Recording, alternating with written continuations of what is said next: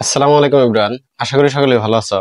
আজকে আমরা ordinary differential ইকুয়েশনের চ্যাপ্টার 1 এর খুবই গুরুত্বপূর্ণ একটা এক্সাম্পল 27 এটা নিয়ে আলোচনা করব। খুবই গুরুত্বপূর্ণ এটা।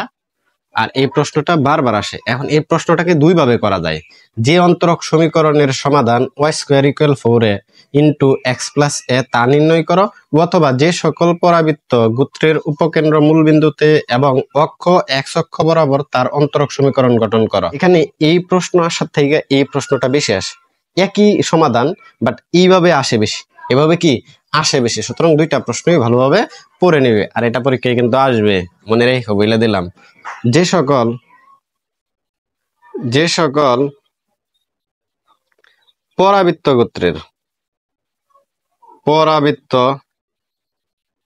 গোত্রের উপকেন্দ্র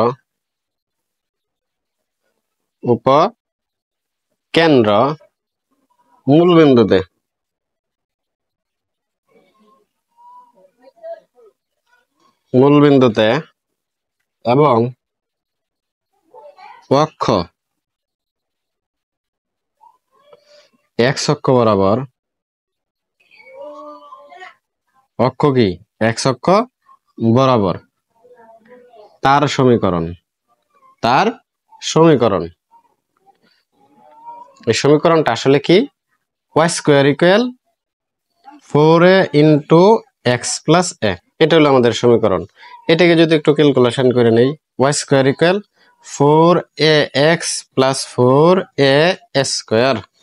এটা আসলে কি তারা যে প্রশ্ন করছে ওইটার সমীকরণ আসলে এইটা। এখন এইটা থেকে আমরা কি করব, একটা অন্তরক সমীকরণ গঠন করব। তাহলে এটাকে কি করি, এক্স এর সাপেক্ষে, 1 নংকে এক্স এর সাপেক্ষে, কার সাপেক্ষে? এক্স এর সাপেক্ষে অন্তরীকরণ করে ভাই, অন্তরীকরণ করে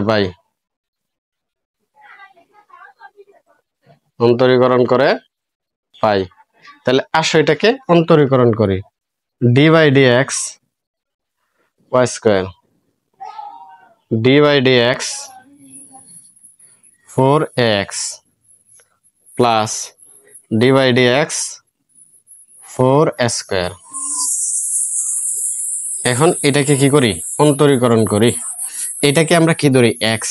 তাহলে x⁴n, এনটা কি আসবে, সামনে আসবে। এন এর মান কত? 2 ইন্টু যাকে এক্স ধরেছিলাম তার মানটা লিখবো, এবং পাওয়ার থেকে এক বিগ হবে, আছে 2, এক বিগ হলে 1, সুতরাং লিখতে হয় না। এটা তো আসলে এক্স না, ওয়াই ছিল, এটাকে এক্স ধরেছি, সুতরাং এটাকে আরেকবার অন্তরীকরণ করতে হবে। আরেকবার কি করতে হবে, অন্তরীকরণ করতে হবে। এইখানে কিন্তু কনস্ট্যান্ট কি আমাদের 4, এটা নিয়ে আসলাম। ddx এটার মান 1, সুতরাং লিখতে হয় না।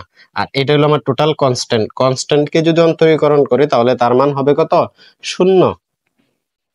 এখন এই পাশেও 2 আছে, ওই পাশে 4 আছে, সুতরাং আমরা কি করতে পারি, এটাকে ক্যালকুলেশন করে এভাবে লিখতে পারি। এখানেও 2 কাইটা দিলাম, এখানেও 2 কাইটা দিলাম, তাহলে বিষয়টা কি হলো, 2a। এটাকে আবার কি করলাম, সমীকরণ দিলাম 2 নং হতে 2a এর মান 1 নং এ বসাই। তাহলে আমাদের 1 নং সমীকরণটা কি ছিল, ওইটা আমাদের দেখতে হবে। y² = 4ax প্লাস কি 4a² এরকম ছিল। তাহলে আমরা কি করি, y² এটাকে 2 ইন্টু 2ax এভাবে লিখতে পারি, আর এটাকে লিখতে পারি 2a² y²।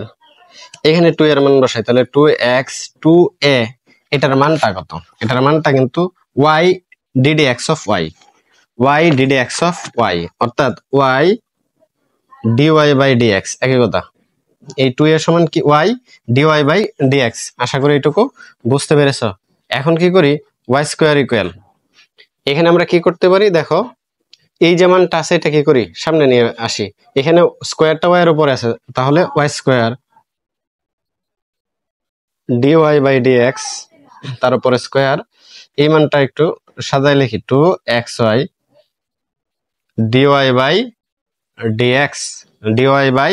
dy/dx।